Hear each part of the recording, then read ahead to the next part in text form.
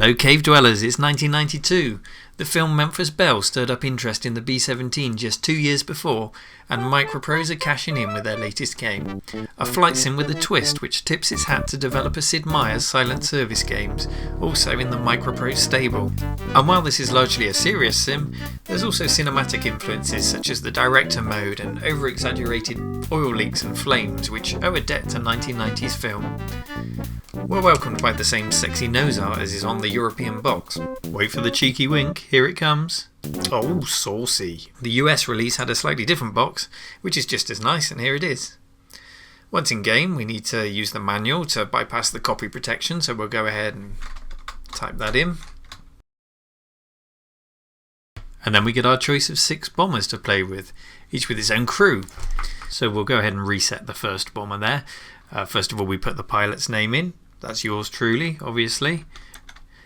Then we get to pick some nose art, so we're just going to flick through and go with the pirate. He looks pretty vicious. And then we give our bomber a name. I've had to go with Herbie because, owing to the 16 character limit, Herbie Goes Bananas just wouldn't fit. Okay, next up we get to see the crew. Here they all are, looking mighty fine, each with their own file, which we can go in, have a look at, and even change if we want to. We can pick a name for them. Here's our man Jimmy Johnson. And of course, the guy with the aviators. Well, who else could that be? Now I offer no apology for what I'm about to do. This chap here, Gerald Norlin. Well, there's a certain game character who featured in a lot of my games as a younger man, and he goes by the name of Happy Penis. No other could I trust to be by my side as we go into war. Welcome to the crew, Happy.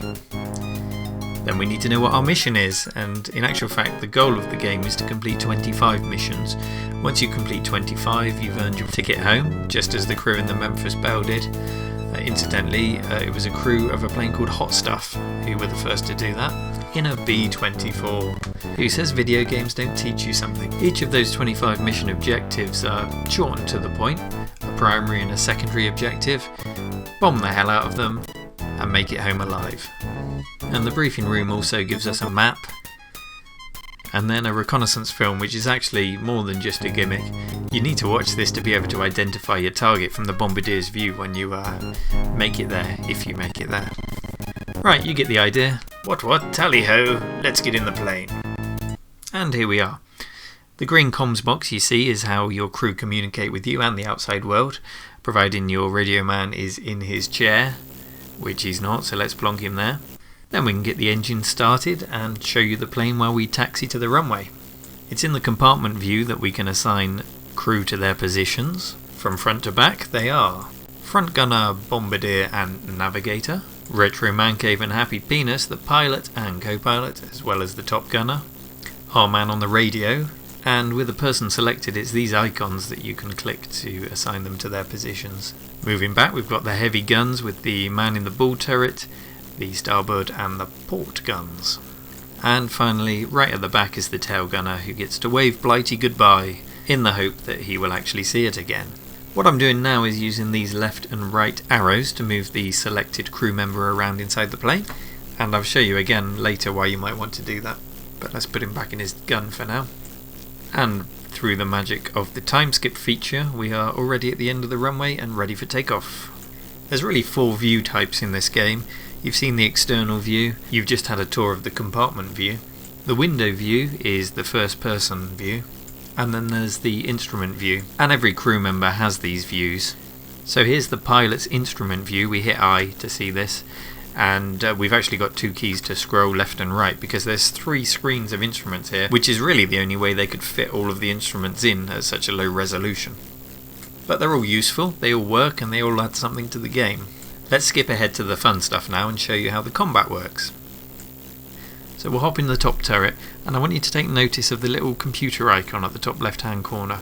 Whenever you see that, it means that this position is being controlled by the AI, and when it changes to the hand it's in manual mode and I'm controlling it. The first sign of the enemy tends to be these dots on the horizon, and they'll get closer and closer, and I've got to say, even on the easiest level they're pretty brutal, and it's really not helped by the fact that your plane is the only one in the entire formation that appears to shoot.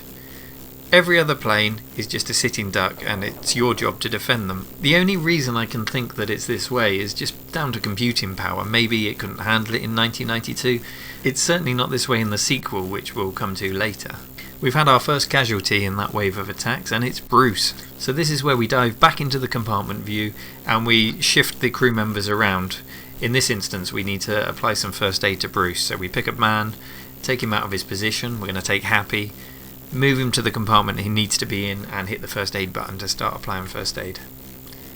And all the while that's going on, you've been leaving the rest of the crew to the AI to take care of. And in the early missions they're really inexperienced, so you have to jump between all the positions and almost teach them how to do it, which I'm doing a really bad job of here on the top turret. The person who this is really the most important to is the Navigator. But before we get to him, we've now got to jump back to the pilot's controls and deal with the damage we've taken from these attacks. We've lost 2 engines here, and we can jump onto the radio now to let the rest of the formation know what you're doing. In this case, without those 2 engines, we're going to drop out of formation, so we've got to let them know that's what we're doing. With a bit more practice, I actually got to shoot some planes down, and it's really satisfying when you shoot a wing off like this and oil spews out into the air. And when you have both the enemy fighters and your own formation falling to pieces, it gets really dramatic. And it doesn't take long before you face the same fate. This game would have been just perfect if all of your friends could have taken up a position and fought with you at once. But it's still mighty impressive on its own when you see scenes like this. And finally, we need to drop some bombs. When you've cleared the fighters, targets are generally well protected by flak, which you can't do a great deal about if you want to make it to the target. It's squeaky bum, hold your breath, and hold your nerve time. Then you hop on your Norden bomb site, and honestly hitting the target is a huge skill in itself. They could have made a game simply on the bombing portion of this, and it's so frustrating when you don't make it, which is why I'm having to show you me making the bombing run on a training mission. I just kept missing the target. Anyhow, we can switch to a nice view of the bomb bay doors, and then again we can switch to a view of the target and see it happening, providing we're not being attacked at the time. You can take the time to see them fall, and it's quite satisfying to see the target blow to pieces. Or not in the case of a training mission. Mercifully, landing's quite straightforward, and the crew comms plays an important part all the way to the end, with Teddy here showing my altitude and my speed until the wheels touch the ground. If you've got anyone injured on board, you need to jump on the radio and call an ambulance in, and occasionally the wheels won't go down, so you need to get a couple of guys to manually wind the wheels down. And those are really all the elements of the game, somehow squeezed into 8 minutes. As you can tell, it's a hugely complex game, and if anyone out there actually completed 25 missions, I'd love to hear from you in the comments section.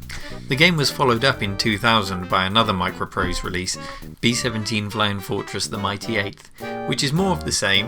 It just looks nicer, the rest of your formation actually shoot back, and it still actually feels quite fresh and modern to this day, despite its age. I can't say the same about the original. Of course the graphics are basic, but the gameplay, the tension, and the character that the whole game has makes it entirely playable, and I've really enjoyed revisiting it. If you have too, why not take a moment to subscribe to my channel for lots more retro reviews, modern remakes, peripherals, gaming chat, and everything else that happens in the cave. Until next time, cave dwellers.